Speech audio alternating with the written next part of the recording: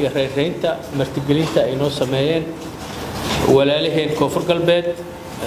madaxweyne Shariif iyo tiimkiisa waxaan si gaar ah uga mahad celinaynaa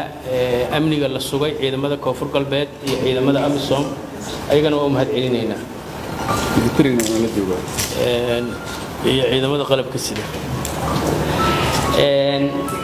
runtii hadal badan macno badan ma keenayo waa muuqataa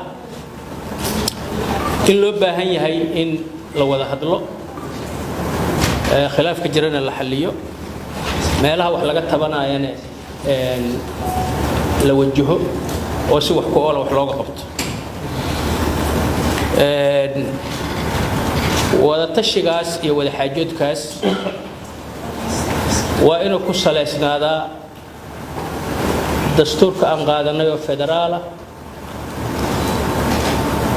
sharciga waddanku u yaal iyo heshiisyadii la galay haddii intaas lagu saleyn waayo oo qof walba meeshii ay asaga la noqoto iska cabiro oo annagoo federaal qaadanay aan si kale u dhaqanno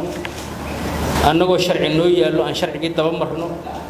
annagoo heshiisyo lahayn aan heshiisyadii hilmaanno oo maalin walba la isku yimaado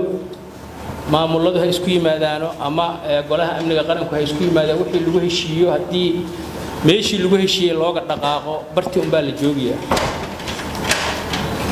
qodobka ugu dambeeya oo aan ku soo gabagabeynaa waxa waaye mar kasta oo mashquulno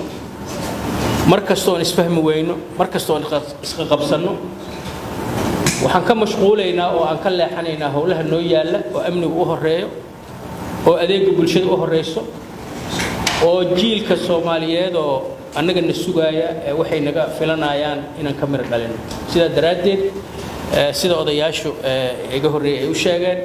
baaqana ka muuqata dhammaanteen aan u soo jeesano inaan arrimahaas ka mir dhalino midna gudoomiye waxa kugu soo dhaweynaa inaad shirka noo xirto